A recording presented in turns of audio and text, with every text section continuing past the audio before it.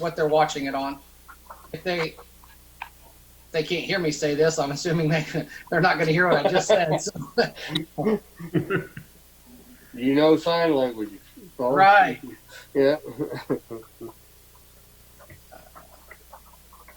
Got to work out some of the bugs, and we'll get there though. Yeah. All right. So we'll move into new business. Ordinance number S-20-02, an ordinance to authorize a loan agreement through KDHE for the purpose of obtaining a loan from the Kansas Public Water Supply Loan Fund for the purpose of financing a public water supply project. Director of Public Works Chuck Shively will make comments.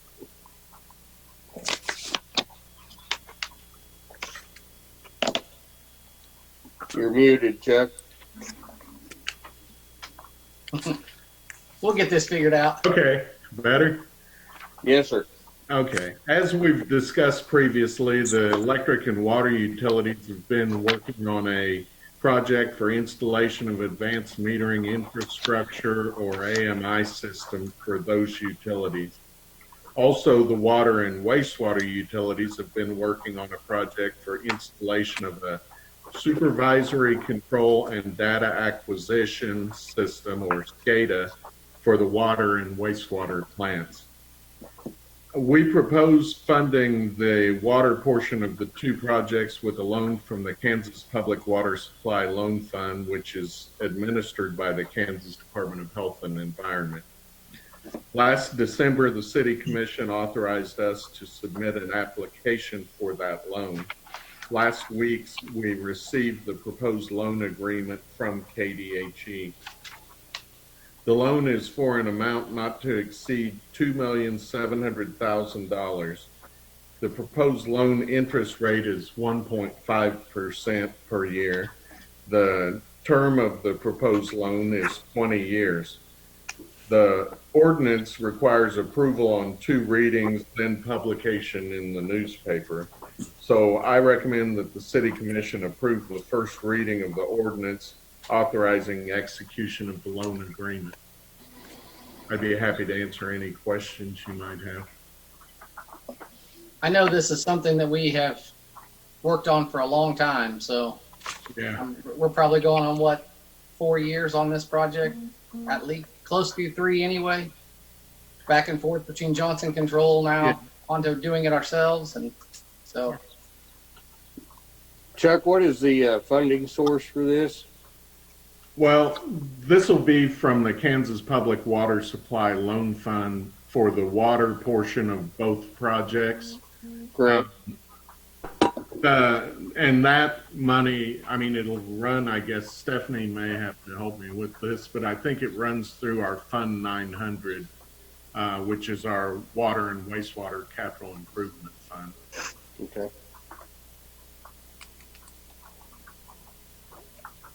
Any other questions or comments on this item? And then the only other question I had was on, so there's a portion in there that speaks to the bond rating, and are we adequate on that to not have to do the other steps for the bond rating? Yes, I believe we've done all the steps. That's all I had, Paul. Okay. Any other questions? Nope. I'll move to approve ordinance S-20-02 as presented. Second. Motion is made by Vice Mayor Doan, seconded by Commissioner Maxson to approve ordinance S-20-02 as presented. Commissioner Van Oster? Aye. Mayor Bauer? Aye. Commissioner Maxson? Aye. Commissioner York? Aye. Vice Mayor Doan? Aye. And I apologize. I need to back up to old business because I need to make a motion to move to table the resolution number R-2023 and R-2024 until further notice. This is something we talked about at the last meeting, and we said we were going to discuss this further at a round table. So I'll second. Thank you. Motion is made by Mayor Bauer, seconded by Vice Mayor Doan to table resolutions R-20-23 and R-20-24 until further notice. Vice Mayor Doan? Excuse me. Aye. Commissioner Van Oster? Aye. Mayor Bauer? Aye. Commissioner Maxon? Aye. Commissioner York? Aye. Thank you all. Sorry for having to back up. Resolution number R-20-25, a resolution to authorize the mayor and city clerk to execute an inducement agreement by and between the city of Coffeyville, Montgomery County, and Prosperity Builders, LLC. City Manager Mark Hall will make comments. Mayor, Commissioners, before you have an agreement that's been reviewed by City Council. It is previous City Commission initially based on the progress of Prosperity Partners, which are moving into the former Southwire building. Their project going forward and coming to fruition, the city had agreed as an incentive to, based on a 5-year employment of 119 employees, to make an initial payment of $46,500. It is one of those that after the initial of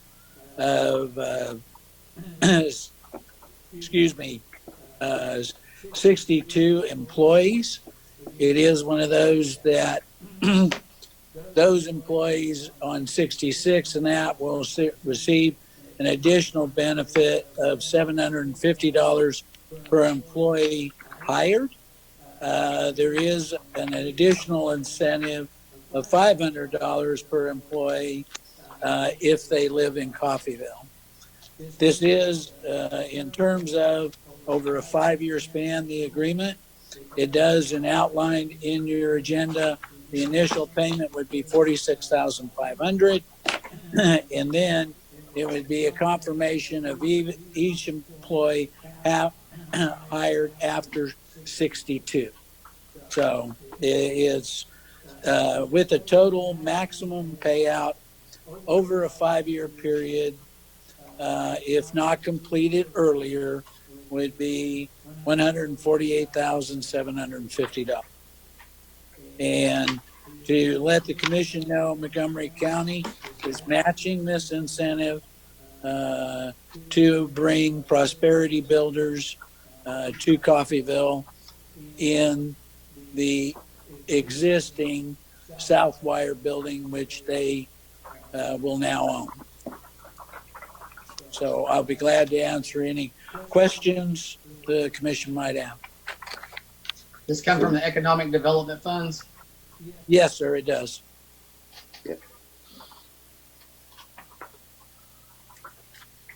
From the conversations with Prosperity, it appears that they will be a really good corporate citizen for Coffeyville, and so I look forward to getting them in here and seeing what can be done.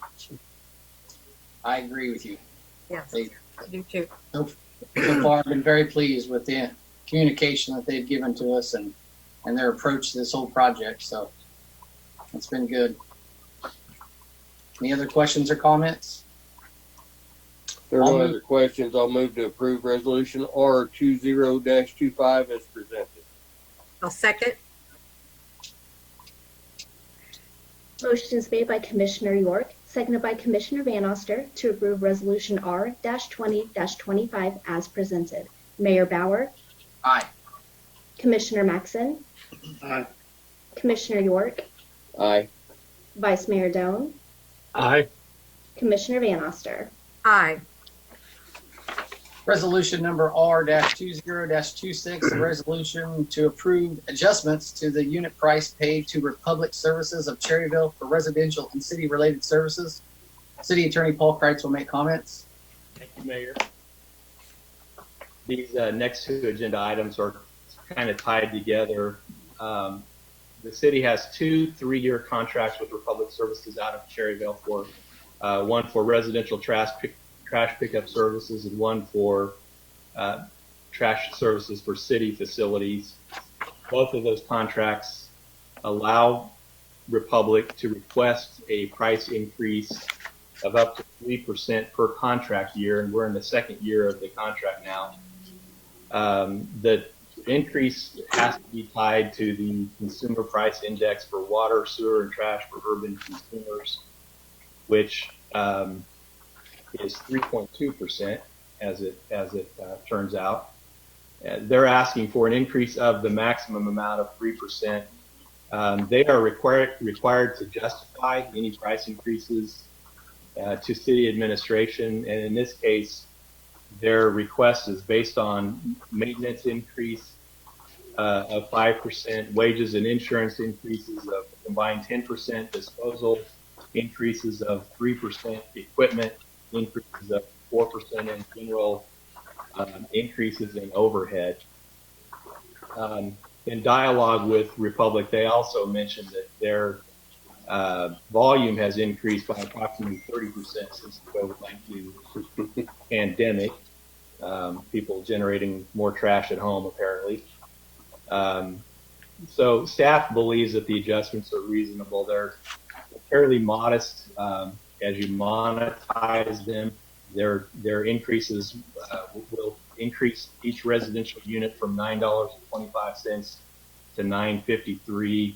Each senior unit would move from $9 per unit to $9.27, and each additional poly car would go from $6.10 to $6.28. And as I pointed out in the staff report, we have a good working relationship with Republic. I don't recall, they've been our provider for several years now, and I don't recall if they have requested increases in the past. If they have, they haven't been on an annual type basis. So they're not trying to, I don't think they're trying to nickel and dime us. And as the commissioners who were on the commission at the time will recall, we received 2 bids for trash services at the time, and Republic's was substantially less than the other bidder. So from a staff standpoint, we think that the increase is reasonable and justified, and recommend it. So if I calculated, I'm sorry, go ahead, Paul. No, go ahead. If I calculated correctly, so you're looking at a 28-cent a month increase to residential units, 27 cents for senior units, and an 18-cent increase for poly carts every month. Yes, and if you adopt this, if you approve this and adopt the next resolution, those increases will be passed along to residential customers, of course, which is never popular, but it's part of doing business, I guess. It is. Well, at least they're not like insurance, right? So at least it's not a major increase. So, yeah. Yeah, and we, if anything, we've learned a lesson over the last 6 weeks that that bulk trash pickup is pretty handy. And pretty important. If anything else, you know. Correct. I think we had what they say, the trashes over there that the city put out on Saturday, they had them filled up in about 3 hours. An hour. An hour? An hour. Yeah. So, they were big. Yeah, so it was, that kind of tells you something. That service is valuable. Mm-hmm. I don't really have any question. I did kind of find it humorous that they said that their trash went up 30% residential for the last since this COVID-19. They could have probably left that portion of it out, in my opinion, because I imagine that the restaurants and things like that have probably went down by about 90%. So yeah. And in fairness to them, you know, when we pressed them for a little more information to justify it, they didn't put that in their letter, and that was right. One of the anecdotes that they added, you know, just to say that they are busy, staying busy, their volume has increased, but like you say, their commercial side is substantially decreased, I assume. I would expect that. And that was just verified. I kind of found it as a humorous touch point. Sure. There's no other questions or comments regarding this. I'll move to approve resolution R-20-26 as presented. I'll second. Motion is made by Mayor Bauer, seconded by Commissioner Van Oster to approve resolution R-20-26 as presented. Commissioner Maxon, Aye. Commissioner York, Aye. Vice Mayor Doan, Aye. Commissioner Van Oster, Aye. Mayor Bauer. Aye. Resolution number R-20-27, resolution to establish solid waste collection and disposal rates for customers that are subject to the provisions of the City of Coppell Ordinance number G-04-02. Finance Director Stephanie Richardson or Paul will make comments. Talk rights. I'm not sure if Stephanie's on or not. Mayor and Commissioners, She is.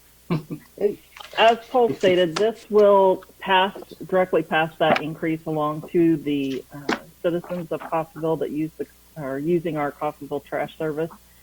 It would make the regular rate $13.53 per dwelling unit. If they need an additional polycart, that makes it $7.32. For a senior rate, they have always had a $1 discount, making that $12.53. And passing along this increase pretty much allows us to keep funding the profit that we make, or the markup that we make on this service is what we use to fund the nuisance cleanups, the weed lot mowing, those type of things.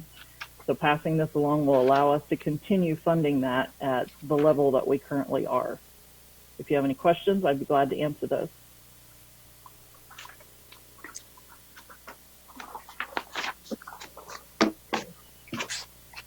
No questions? I'll move to approve resolution R-20-27 as presented. I'll second. Motion is made by Commissioner Van Oster, seconded by Mayor Bauer to approve Resolution R-20-27 as presented. Commissioner York, Aye. Vice Mayor Doan, Aye. Commissioner Van Oster, Aye. Mayor Bauer, Aye. Commissioner Maxon. Aye.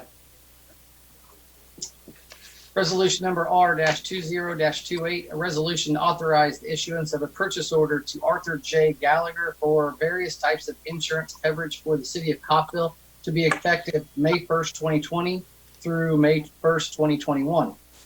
Stephanie Richardson will make comments. Mayor and Commissioners, we recently received our renewal policy for our property and liability insurance coverage.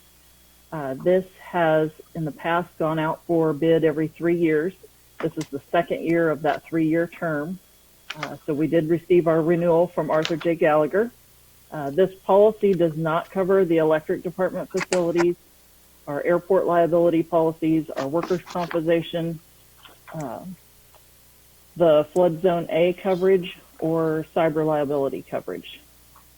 Our renewal this year that came back was for a total of $261,125.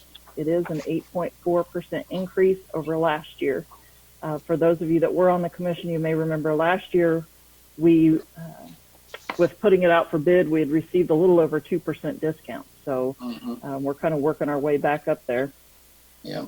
But in visiting with our insurance agents, they were very pleased with the insurance renewal that had come back. They said many in the markets that they're getting right now are between 10 and 15% increases with much larger deductibles and those kind of things.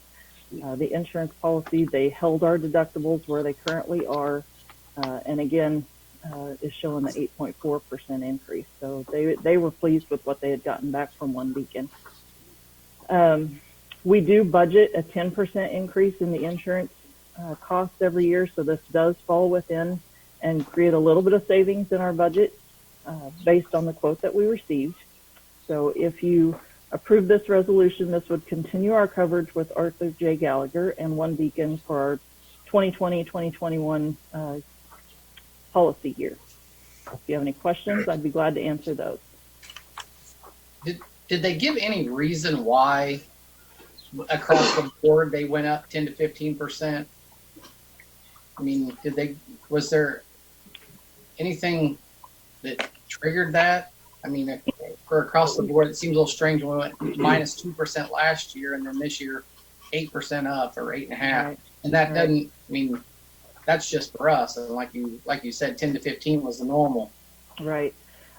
He said a lot of it is result from the hardening of the insurance market, that prices are just going up right now. They're seeing a lot of claims in different places. He said, we've got this in before they're seeing any kind of COVID claims and things like that come in. So he said it was good timing for our renewal. We did have an increase in our property values based on inflation of about 5%. So with some added things on the policy and the inflation, that was about 5%. So he said that's really kind of where our increase is coming from.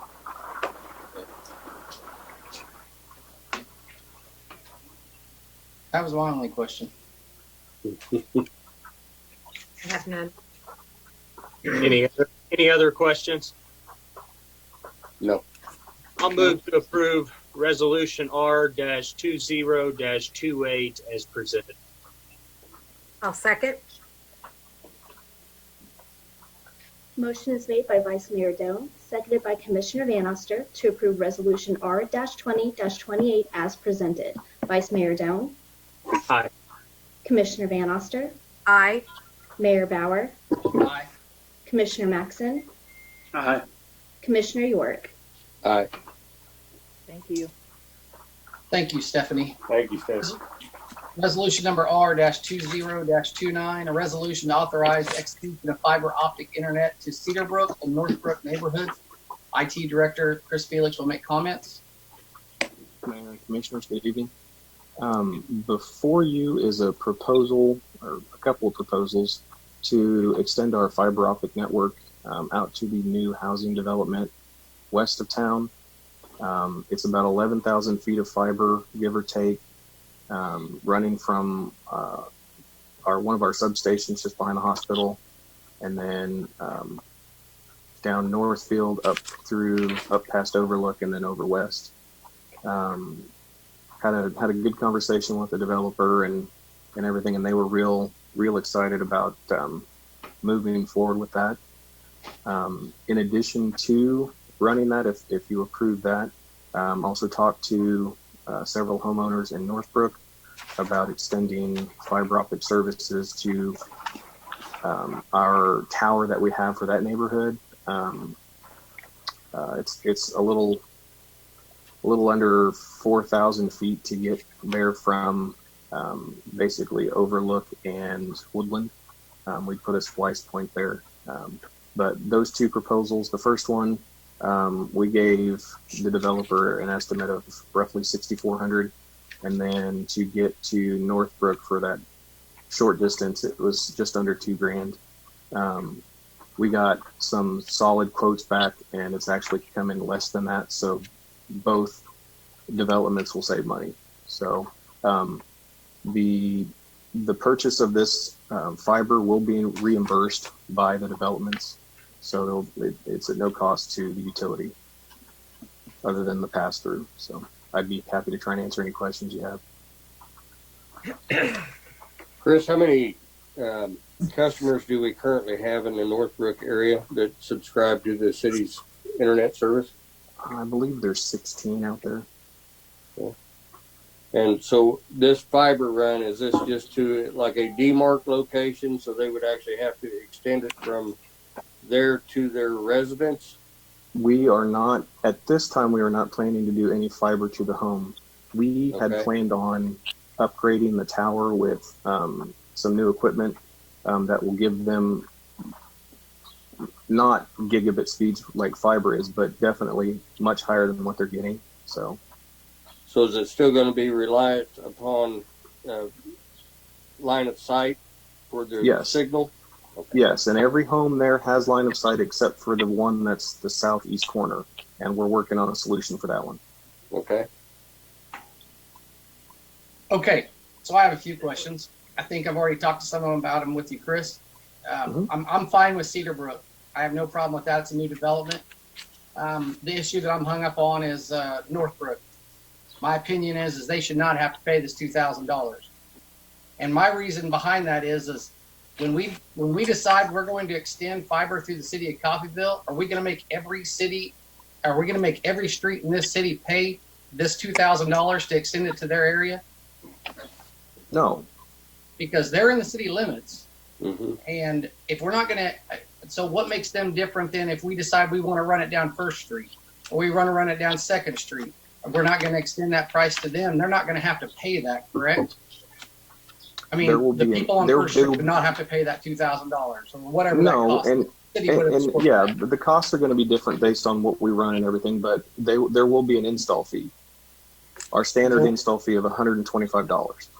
And I have no problem with that. But right. And if you do the math, I'm sorry, if you do the math for Northbrook, it ends up being about $120-ish per home. Yeah, but we're not installing anything directly to the home. We're installing it to our tower so that they can get internet that they already have. Correct. So they're not gaining anything other than some speed. We're making an improvement and reliability to our existing system, right? Right. But we're exactly to what Commissioner York said. We're improving our system. Mm-hmm. Yeah. And the only reason this is brought before you is because they were fine with it. If you are all not fine with it, that's fine. The internet utility can eat that cost and still do it. Well, that's where I'm at. I think we need to eat that cost because they are an existing customer. They're an existing base already out there. Again, absolutely, as you and I were emailing back and forth about the other day, perfectly fine with Cedar Brook. I mean, I think that gets absorbed into the building cost. Had we been building Northbrook, it would have been absorbed into their building cost. Sure. But it's been already. It's kind of, and it took me to another question as I was thinking. The little horseshoe community that's out there on the road that would be directly. I mean, that would fall right into their wheelhouse. Also, they would be able to scab right into that fiber too, wouldn't they? So Westbrook, you're talking about? Yeah, is it Westbrook? I wasn't sure what the name of it was, but yeah, it's that little horseshoe. It's a little more complicated than that, but yes. You're right. So, I'm perfectly fine with the project, but I think the city needs to eat the $2,000 for Northbrook. Okay. And maybe others aren't in agreement with that. That's kind of my. I agree. They've been there, and we're just upgrading our part to make the service better for them. I'm in agreement on that. Particularly with 16 existing customers already in that location. I mean, that's just an upgrade to their service, in my opinion. Sure. Yeah. Yeah. I concur. Okay. So I'll move to approve resolution R-20-29 with the exception the city will pick up the $2,000 from Northbrook in that upgrade. Okay. I'll second that.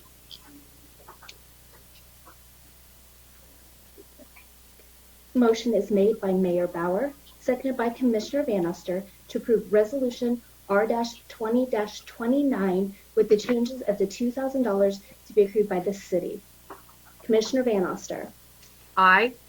Mayor Bauer. Aye. Commissioner Maxon. Aye. Commissioner York. Aye. Vice Mayor Doan. Aye. Thank you, Chris. Resolution number R-20-30, a resolution to accept a firehouse subs grant and purchase a 2020 Dodge 3500 grass truck with grant funds. Will purchase the crew cab option using an additional $1,600 in hazmat funds to cover the difference. Fire Chief Billy Cockman will make comments. Thank you, Mr. Mayor, Commissioners. First, if you don't mind, I'd like to start kind of get a little history here. Is that when I first got here, one of the tasks that I was asked to do was to up some grants in the fire department area. I believe that we've done that pretty well, so we want to make sure that Mark Hall gets credit for that because he's the one that kind of put me on those tasks. I put a great grant writing team together, got a captain, 2 lieutenants, and a volunteer. And of course, this old silly Louisiana boy, I don't do much but just check off, but we get things done. And as of to date, if you guys accept this one, this is going to be about $65,000 within the 8 months I've been here, and we have $1.8 million out asking for grants. So I know everybody here understands that, but for the public, that saves the city money. So it's pretty big deal, and I'm pretty excited that we got this grant during this time. My heart goes out to Firehouse Subs anyway, but for them giving us this grant. But I just want everybody to know it's not me. It's part of Mark Hall and my grant writing team and myself. So what we did do is we got approved for $36,200 for a 2020 Ram 3500 4x4. That's going to replace the 1980, yes, I said 80, GMC truck that we have, that we use on grass, brush, hazmat calls and everything. And that had 74 calls in the last year plus, and 15 of them, it didn't make it, and it's been in the shop a few times. It's kind of old. So we're real happy that we're going to be getting this grant. The one little thing that I threw into it after I got to looking at this, I called Quality Motors and said, hey, is there any chance that we could get a crew cab, and how much would it cost us? Now, a crew cab would be tremendous because we could put 2 more firefighters in there plus gear. And by the way, this has what we call a man wells. That's when we get to the fields that the firefighter can step out and get into the back of the truck, and they'll be covered to about here safely, that they can actually spray water from the back of the truck. That comes with the truck. The only difference was we was trying to get a crew cab, and Quality Motors really worked great with me, and through everything, it's going to cost us $1,600 more. Now, I have a budget set up from hazmat calls and everything. They reimburse us and go straight into our budget, and it's for the fire department itself. And I think we're up to like $4,300, and Miss Stephanie have to correct me on that. So since it was my change at the last moment, I was going to pull $1,600 out of that, so it really won't come out of any budget that affects the city at this time. I think it's going to be a big plus. We also have to get it. It's not pre-approved, but Firehouse Subs has to give us a thumbs up just because we changed the wording from regular to crew cab, which I don't see any problem. But I also told them that we would pick up the $1,600. I'm not 100% sure they're going to say we'll go ahead and give you the $1,600 on top of that, but we're going to act like they're not. So that's where I came up with the $1,600. The only cost to the city would be new lights and sirens, which could be anywhere from $1,200 to $2,000, and we could probably get a little cheaper, and we'll probably install them so we get it cheaper than that. We can't put the 1980 lights and sirens on there because half the time they don't work, and it probably wouldn't fit right anyway. So I'm asking the commission to approve this grant for $36,200 for hopefully a crew cab with my $1,600, if not guaranteed a regular cab for brush truck, grass truck, wildland fires. And like I said, 74 times they would have used that last year. So it's going to be a pretty good truck. Well, I'll start off by saying thank you. That's a tremendous job that you've done so far on getting these grants written and getting them approved. And I support you 100% on either one of these two options. And if you would prefer to go with the additional $1,600, I see absolutely no reason in my eyes that we shouldn't pursue the crew cab for the additional 2 firefighters at the minimal cost of $1,600 when you already have it in your budget anyway. So that's just my opinion. I'll let the other commissioners speak now, and we'll go from there.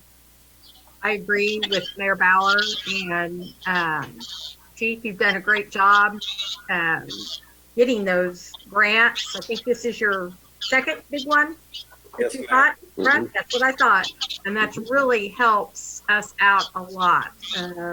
And so we appreciate the extra work that you and your grant committee put in to make Definitely this possible. the committee. Yeah, the team and myself And Mark. Hall. Yes. You all do a great job getting these things done so we can get these improvements for the department. So, and I have no problem even with the extra $1,600. Any other So questions? the only question I had was, so the existing 1980 grass truck, what will become of it? Are you going to put it out on Purple Wave? Are we going to, what's going to be the disposal of it? That's a great question, Mr. York. I had to ask Miss Stephanie and Mark. I briefly asked them right now that model truck is a hot commodity. Mm-hmm. What I would like to do is put that out on a bid, take that money and put it back into the budget. Right. So that's what I was hoping for. Those models right now are selling pretty good and pretty high, and I was hoping to put that out for bid and take that money and put it into the budget. Good. Sounds good. Just agreeing with everything else. Thank you, Chief. We truly appreciate the hard work from you and your committee. Every little bit of grant work helps to cut down costs, which in turn cuts down the need to raise taxes. But we appreciate your work. It means a lot, and I can't wait to see the truck. Me too. Thank you, Rob. I appreciate that. I agree. That's all I've got. I'll make All a right, no other- motion to approve resolution R-20-30 as presented to us, with the option of the additional $1,600 in hazmat funds to cover that difference. I'll second. Motion is made by Commissioner Van Oster, seconded by Vice Mayor Doan to approve Resolution R-20-30 with the option of the crew cab using an additional $1,600 in hazmat funds to cover the difference. Mayor Bauer, Aye. Commissioner Maxon, Aye. Commissioner York, Aye. Vice Mayor Doan, Aye. Commissioner Van Oster. Aye. Keep those grant dollars coming, Chief. Yeah, good job. We're going to try. I appreciate y'all very much. Yeah, thanks a lot. City Manager's report. Mayor, Commissioners, all I can say is the fire team, the grant team in which Billy started that mission to obtain grants. They've done fabulous work, and I know you're aware of it, just like you've seen. So I would personally like to thank them. They've taken on that to look everywhere for the possibility of a grant. So I would like to personally thank them. As far as the rest of the city, we are still in operation. We are still preparing for springtime. And as you're aware, with the rains that have come, things will start growing, and we'll be taking care of that. Staff has been practicing social distancing. It is one of those that we want to be safe. We are trying to move people around just to control any spread that there should be within the city. So we're working safe, doing a lot of things. I do want to mention that the trash has resumed, the bulky pickup.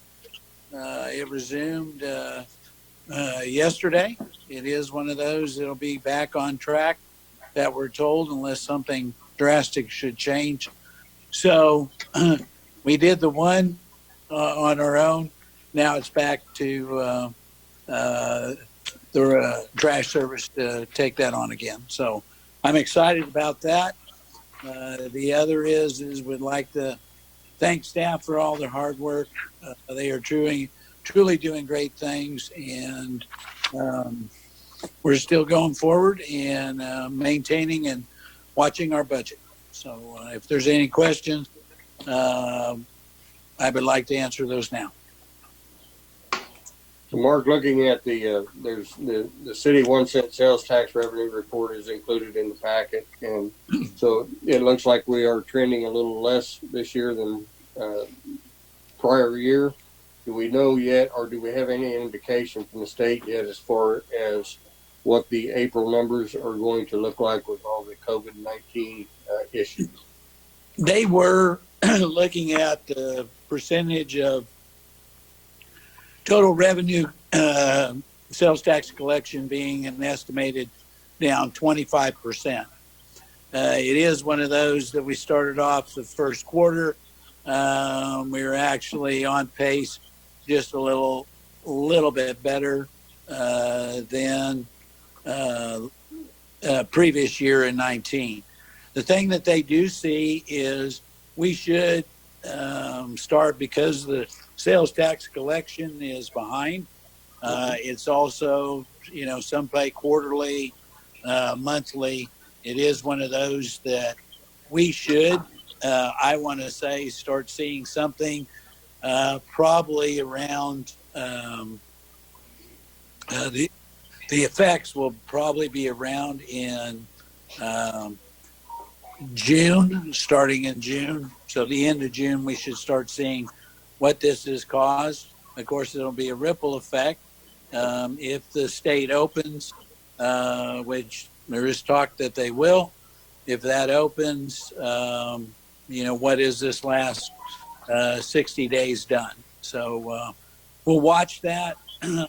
We do have certain sales tax based accounts for us. We've actually sit there, and those funds have, what we did last year has assisted in the protection of those funds should something drastic show up this year. So we're still watching. It projects that sales tax will be down 25% and property tax will be down 15%. So we're already taking steps to control that. That was my next question. So are we establishing contingencies for that, and what are the, trying to move forward? What are we looking at? So, and I'm not asking you to go into that right now. I just want to make sure it's something we're keeping an eye on, and that we're Go ahead. I did receive the sales tax numbers for the taxing month of February. Yes. It was after the commission meeting, or after the commission packet had already gone out. We are showing where the January month was showing down 1.66%. Correct. The February taxing month is showing that we're up 2.02% over last year. Well, that's so good. We did see some increase in February. We hope to continue seeing that while the turnaround was going on and we had so many people in town. Right. But we'll have to wait and see how those numbers come out. Thank you, Stephanie. And I'll get those reports sent out to you. I'll send them to Melissa so she can go ahead and get those out to you. Thank you. But we are looking at right now, staff is having meetings with the deduction, with the mission to make choices now instead of waiting for things to happen. So we started working on that, on reductions to weather the storm and plan for our future. I would, if the commission, I did, and it's my fault, I wanted to give you an update on 11th Street, and I'll read that. Commissioner or Mayor Bauer asked that what's going on, and so 11th Street is slowly progressing. The contractor has finished the water line and the storm sewer. They are starting to work on grading and compaction of the subgrade before bringing the rock to the final grade. The contractor is also waiting on his subcontractor for the signals to come install conduit in the signal bases, and they have 20 days left on the contract plus cleanup days. So we are getting very close, and if that doesn't come, there will be a penalty phase. So that's right now we are, and I know Commissioner Van Oster requested we do still keep up and visit with them to keep track, especially on nice weather days, to making sure if they're not there, what is the reason why they're not there. But he has right now that they do have just 20 days left. Okay. And then the cleanup is 30 days. You know that, right? 30? Okay. Yes, but they have 20 days to finish that project. 20 working days. Right. You know, I'm fairly certain that June 1st will be a year on this project. A year ago, they put up those barricades on 11th Street on that south side. So, my honest opinion, if I was this contractor, I would be embarrassed to have went 11 months and only had half the project done. So, I mean, that we definitely in the future need to pay attention to who gets awarded contracts. You know, I know this wasn't our project, but I bet we had some dog in that fight. Is all I can say behind that. I know that there was a missed opportunity by another contractor on this that would have had it done in 2 months. So, you know, like I said, I would just be embarrassed if I was that contractor to have to come and present to us. And if we hit the year mark, I think we need to have that contractor come before the commission and explain some of the reasons why it's taken this long. Because I would even add to that. Give any more work to this person. I'm sorry. So I would even add to that and say the quality of work has not been what I would be proud to call my own. Absolutely. Yeah. Because they still have to go back and take care of the other side, don't they? Yeah, they have to nail it all. Yeah. Okay. Yes. Hey, Chuck, do we know what crew is doing the 160, 169 junction?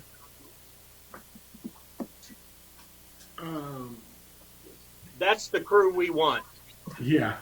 You know, right now there's literally a joke at my work that they're going to be done with that project before we're done with our project, and they start at the same time. Yeah. Literally started. They blocked that off. Started blocking that off at the same time we blocked 11th Street off 11 months ago. And they're pouring on ramps. So, I'm just trying to make a point that this contractor is missing the mark by a long ways on this project. We didn't even go. We went a block and a half, maybe 2 blocks. And this is what we got, 11 months and 2 blocks, and we're still not done. Mm-hmm. It's embarrassing when people ask me every single day why Coffeyville is letting this go on. Why is Coffeyville? Because it's us. I mean, we can sit here and all say it's the state's project, but you know what? It isn't the state that's answering to the people that have to drive through this every single day, multiple times. It's us. I mean, I get it. I'm sure the other commissioners get the same thing. Yep. And it's, to me, it's embarrassing. So. Mm-hmm. Well said, Paul.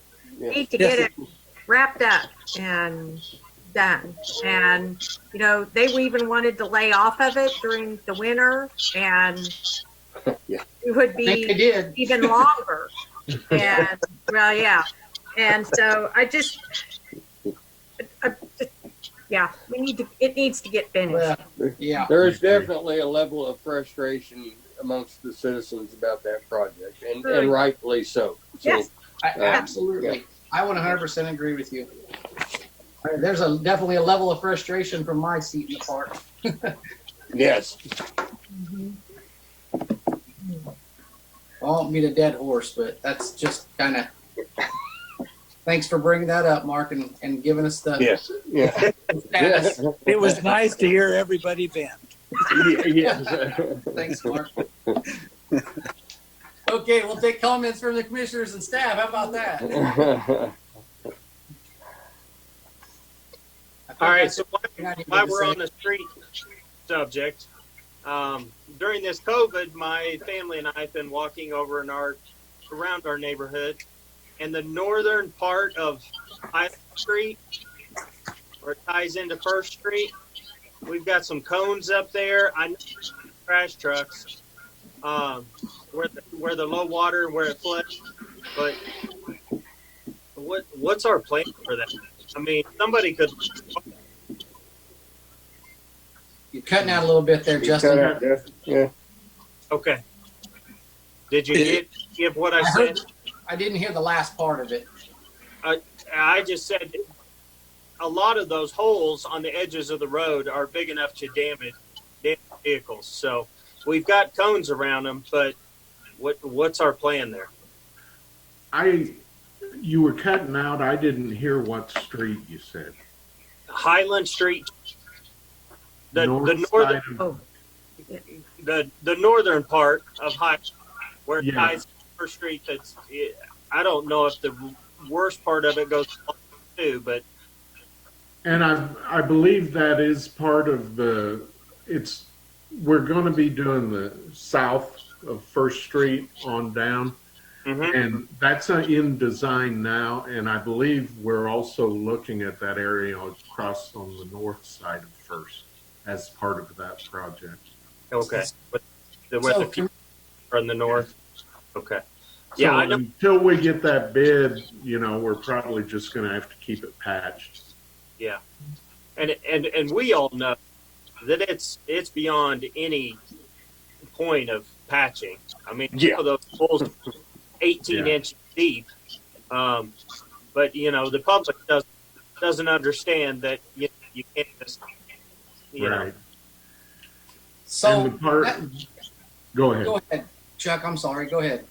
No, I was just going to say the part that was south that we're working on bidding, that deteriorated fast over the last couple of years. It's terrible, but we're working on it. Mm-hmm. Okay. So that leads me to another question, and I've been asked about this by a couple different people, that the feeling of certain individuals are these roads are getting destroyed by our trash trucks.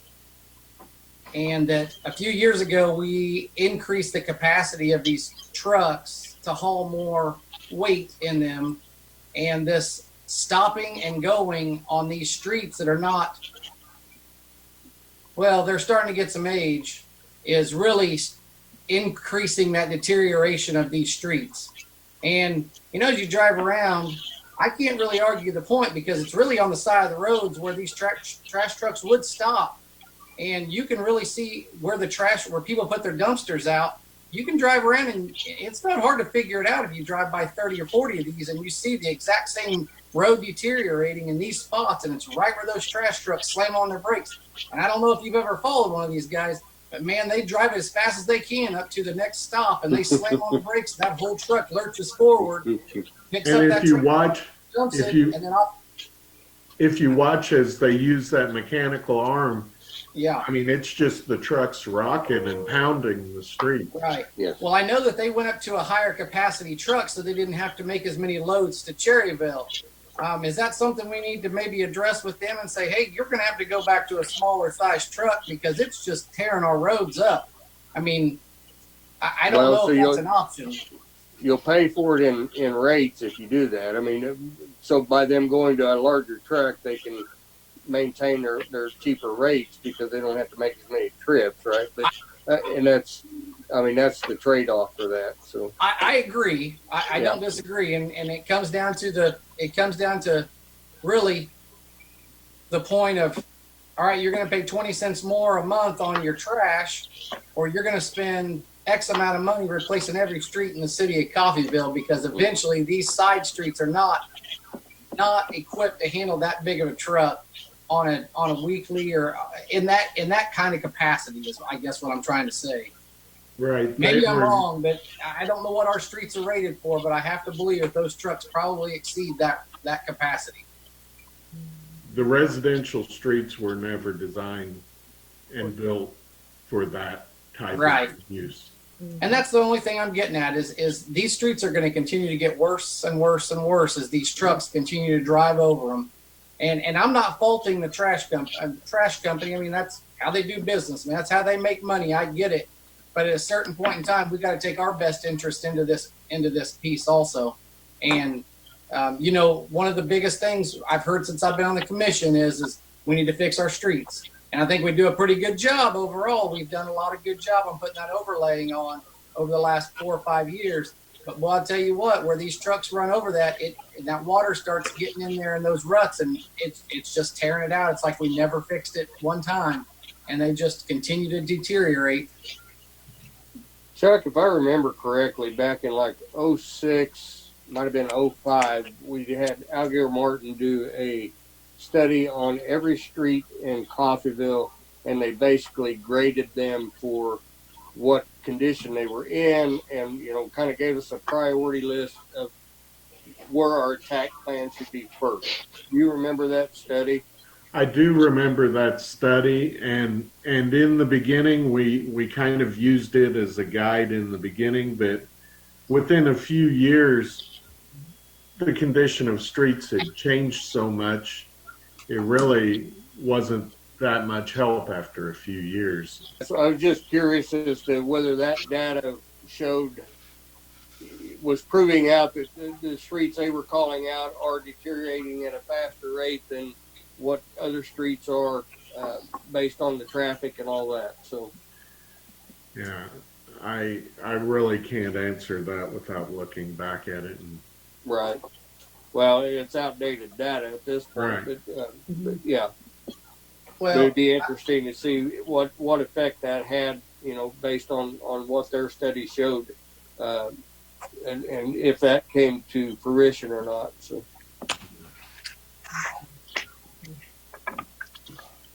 We'll check into that.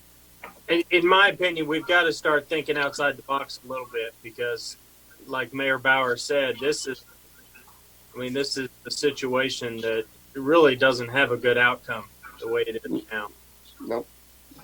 Because we can't continue to overlay streets and fix streets. It's just not in the budget. There's more streets to fix than what we've got money to fix.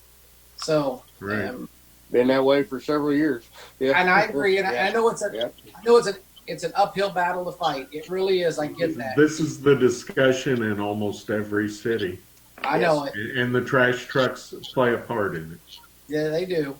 And I'm not saying it's solely the trash trucks, but I think they're a pretty big contributor to some of this problem we're having. So, where we can avoid it, I think if they want to, I don't know. We can take this offline and talk about it in more of a capacity, but I think that it definitely needs some attention. It deserves some attention. Yes, I agree. Agreed.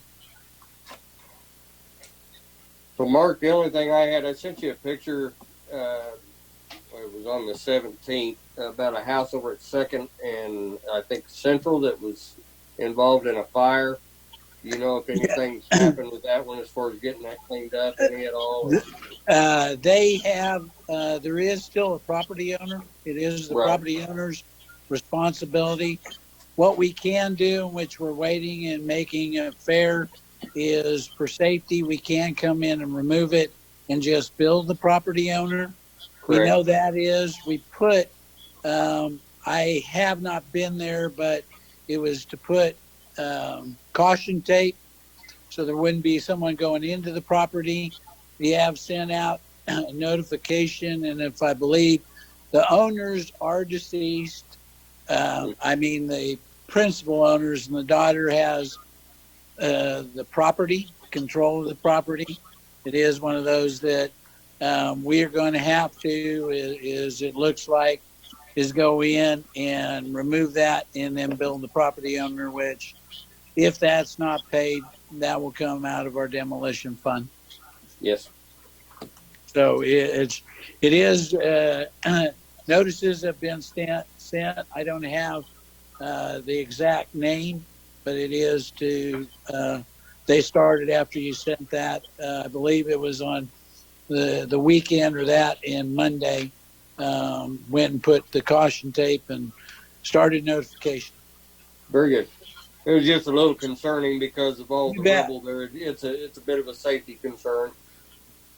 I think that is, it was, there's mound of boards, nails, and all kinds of things that almost it's an attractive nuisance. Oh, yes, Kids absolutely. get in there and they won't get out without any harm.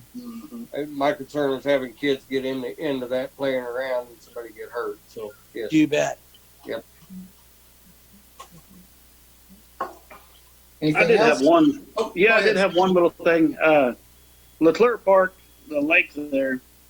Last year, I know there were several complaints of people trying to enjoy the lake and fish and whatever, and the weeds and the moss and everything was so thick. And I know the water temperature's still cool enough at this time to do some kind of treatment or something to address some of that.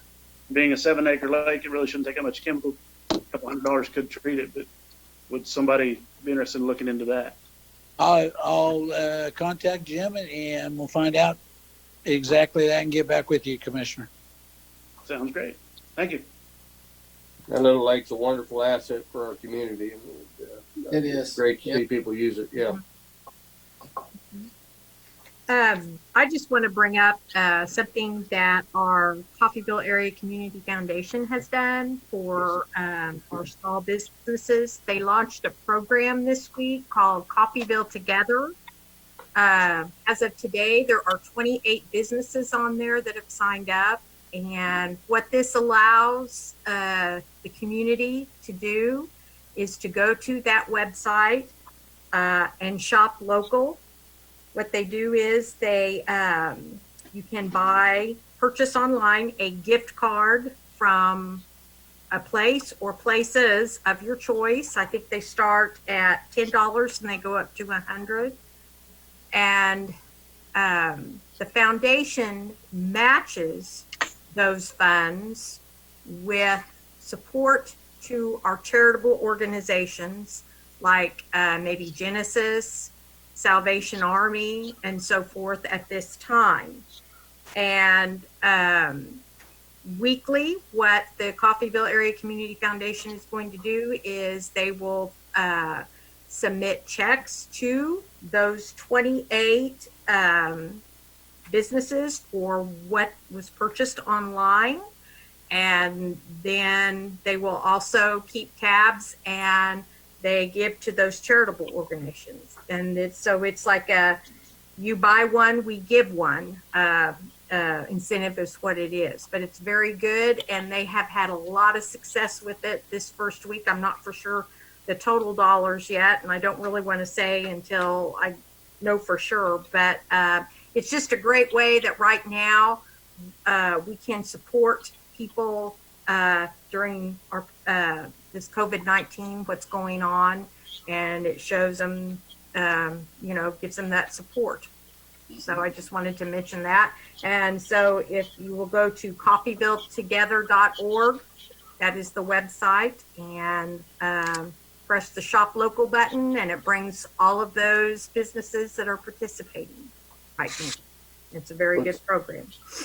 It's a great way for citizens to help out our businesses that are struggling right now, that are having to, the restaurants, most of them are having to do curbside, in order to operate. And so their business isn't what it was when they could have inside dining. Mm-hmm. So it's just a great way for people to go out and make a difference for the local businesses and help support people in need. So that's right. It's a win-win. Both at the same time. So it's like I said, the foundation matches.